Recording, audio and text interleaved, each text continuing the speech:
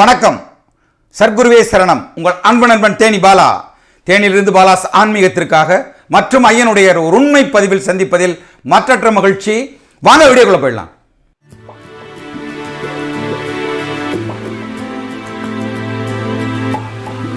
வாங்க வீடியோக்குள்ள போயிடலாம் டைரக்டா. இன்னைக்கு பார்த்தீங்கன்னா திண்டுக்கலை சேர்ந்த காசி அன்பு தங்கை காசியினுடைய அற்புதமான ஒரு உண்மை சம்பவத்தை தான் நான் உங்கள்கிட்ட பேச போகிறேன்.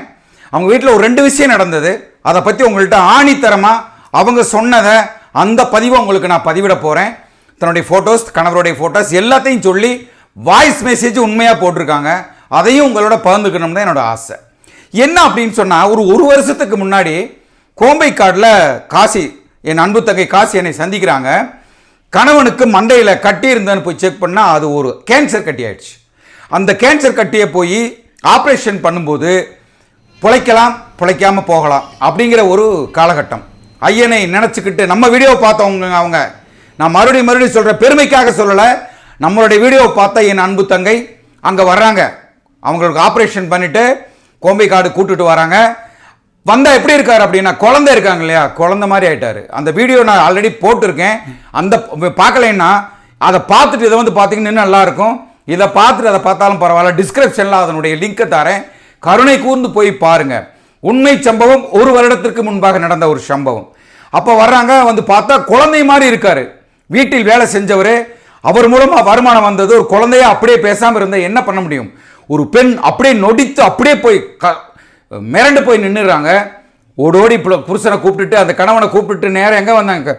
ஐயன் சன்னதிக்கு வந்தாங்க. நான் அவர்கிட்ட சொன்னேன், ஐயனுடைய ஜீவ சமாதிக்கு போங்க, ஐயனுடைய விபூதி சந்தனத்தை வாங்குங்க, கோம்பைக்காடில் இந்த பிரம்ம தீர்த்தத்தை எடுத்துகிட்டு போய் மிக்ஸ் பண்ணி தொடர்ந்து அவங்களுக்கு கொடுங்க அப்படின்னு சொன்னேன்.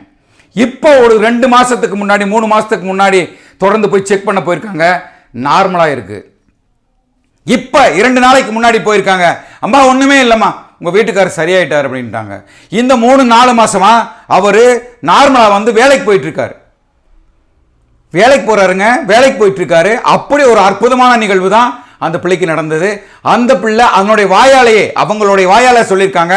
அந்த வாய்ஸ் மெசேஜை கேட்டுட்டு வாங்க. அண்ணா நமஸ்காரம் அண்ணா, காசி பேசுகிறேண்ணா.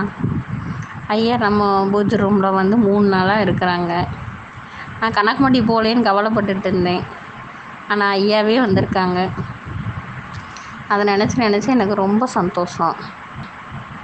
அப்புறம் எங்கள் வீட்டில் சார் நல்லா இருக்காங்க, ஒரு குறையும் இல்லை. பழையபடி இப்போ வேலைக்கு போகிறாங்க. உங்களுக்கு தெரியுமில்லண்ணா, அவங்களுக்கு தலையில் அந்த கட்டி இருந்து ஆப்ரேஷன் பண்ணி எடுத்து அது கேன்சர்னு வந்து இப்போ அந்த நோயே இல்லைன்னு சொல்லிட்டாங்கண்ணா டாக்டரு.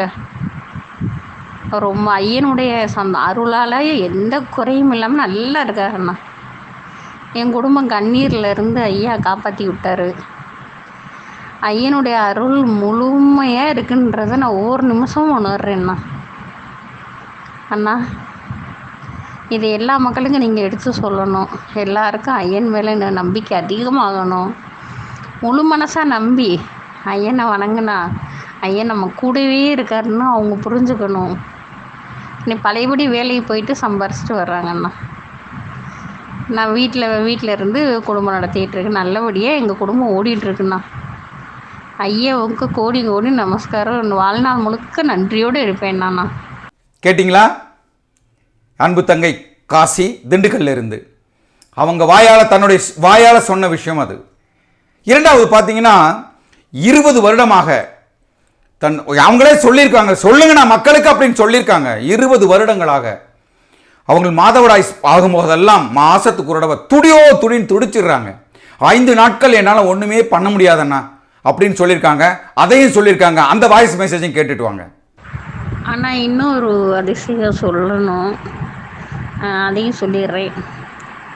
ஆனால் எனக்கு மாதம் தலைக்கு ஊற்ற போது பீரியட்ஸ் ப்ராப்ளம் இருக்கிற வயிறு வலி கொடூரமாக இருக்கும். 5 நாளைக்கு இருக்கும் கொடூரமாக.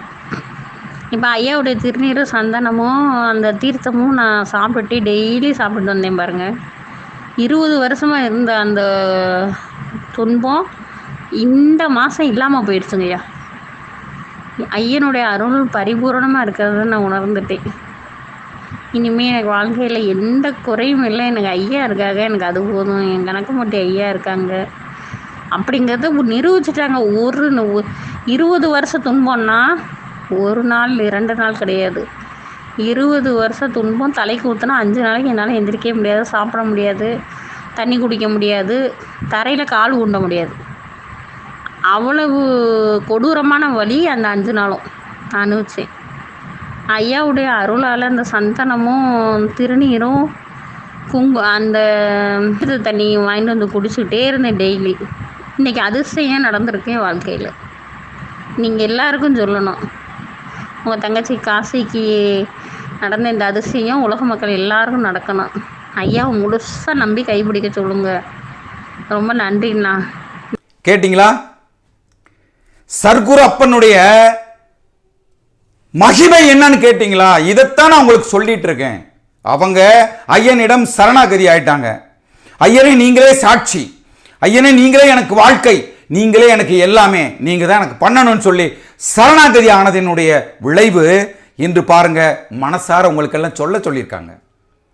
காசி சரியாகிவிட்டது, அந்த பெண்ணிற்கு தன்னுடைய வயிற்று வலி சரியாகிவிட்டது, தன் கணவனுடைய அந்த கேன்சர் சரியாகிவிட்டது, இன்னும் நல்லா இருக்காங்கன்னு அவங்க சொல்லியிருக்காங்க. நான் பாலகிருஷ்ணன் சொல்லலை, நான் பெருமை அடிக்கல. ஐயனுடைய உண்மையான சக்தியை உலகுக்கு சொல்லுங்கன்னு அனுபவிச்ச எல்லாரும் சொல்றத நான் சொல்லிட்டு இருக்கேன். நம்புங்கள் ஐயனை. நான் சொல்றதில்ல, ஐயனை நம்புங்கள், ஐயனிடம் சரணாகதியாகுங்கள், கணக்கம்பட்டியை நோக்கி செல்லுங்கள், ஜீவ சமாதியில் போய் விரியன் மரத்தை சுற்றுங்கள், அந்த ஜீவ சமாதியில் அமர்ந்து ஐயனிடம் வேண்டுங்கள், ஐயனே நீங்கள் தான் எனக்கு எல்லாம். ஏங்க கொஞ்சம் நினைச்சு பாருங்க, நடக்கிற விஷயங்கள் எல்லாம் பொய்யாகவா இருக்கு? ஒவ்வொரு பூஜைக்கும் லட்சம் மக்கள் கூடிக்கொண்டே செல்கிறார்களே, எதற்காக? எல்லாருக்கும் பைத்தியமா பிடிச்சிருக்கு, கிறுக்கா பிடிச்சிருக்கு. சொன்ன மாதிரி அத்தனை மக்கள் வந்து அங்க வந்து அப்படியே அலைமோதி ஐயனை பார்ப்பதற்கு அந்த ஜீவ சமாதிக்கு தங்களுடைய எல்லா கோரிக்கைகளையும் எடுத்துக்கொண்டு வருகிறார்களே, சும்மாவா வராங்க? எவ்வளவு அற்புதங்கள் நடந்திருந்தால், ஒவ்வொன்றா சொல்லிட்டே இருக்கு, இன்னும் எவ்வளவு அற்புதங்கள் நடந்திருந்தால், அவர்களுக்கெல்லாம் ஓடோடி போய் செய்திருந்தால் எப்படி இருக்கும்? அந்த மக்கள் எப்படி ஓடோடி ஐயனை காண வருகிறார்கள் என்பதை நீங்கள் எல்லாரும் பார்க்கணும். என்னுடைய வீடியோக்கள் முன்னாடி நீங்க பார்த்துட்டு தான் இருக்கீங்க. ஆதரவளிக்கிற அத்தனை பேருக்கு ரொம்ப நன்றி. வீடியோவை சப்ஸ்கிரைப் பண்ணுங்க, ஷேர் பண்ணுங்க, லைக் பண்ணுங்க. நான் சொல்றது அதுதான். எனக்கான ஒரு விஷயம், நேர ஜீவ சமாதிக்கு வாங்க, ஐயனை நல்லா கும்பிடுங்க, மோகனையா கிட்ட சொல்லி ஐயா எனக்கு இந்த பிரச்சனை சொல்லி அந்த விபூதி சந்தனத்தை வாங்கிட்டு போங்க, அருமையா பயன்படுத்துங்க, உங்களுடைய வாழ்க்கையில் எல்லாம் நலமாக இருக்கும். சர்க்குரு என்ற ஒரு பரபிரமத்தை நம்புங்க. உங்களால் என்ன முடியுமோ அதை மற்றவர்களுக்கு செய்யுங்க. ஐயனுக்கு பிடிச்ச 3 விஷயம்: நீதி, நியாயம், தர்மம். மனசார இருக்கணும், சுத்தமான மனசாக இருக்கணும். மற்ற 4 பேருக்கு பசிச்சா சோறு போடுற தர்மம் பண்ணுற அந்த சிந்தனை வேண்டும். இந்த காலகட்டத்தில் நீங்கள் நல்லா வாழணும் அப்படின்னு நீங்கள் நினச்சிங்கன்னா தர்மம் செய்யுங்கள். மற்றவர்களுக்கு எந்த கெடுதலும் செய்யாதீர்கள் என்பது என்னோட தாழ்மையான வேண்டுகோள் உங்களுக்கு. மீண்டும் ஐயனுடைய நம் அப்பன் சர்க்குருடைய உண்மை பதிவை உறக்கச் சொல்வோம் நிகழ்ச்சியில் மீண்டும் சந்திக்கிறேன். வணக்கம். உங்கள் அன்பு நண்பன் தேனி பாலா. குருவே உன் துணையன்றி வேறு துணை எனக்கேது, வேறு துணை எனக்கேது.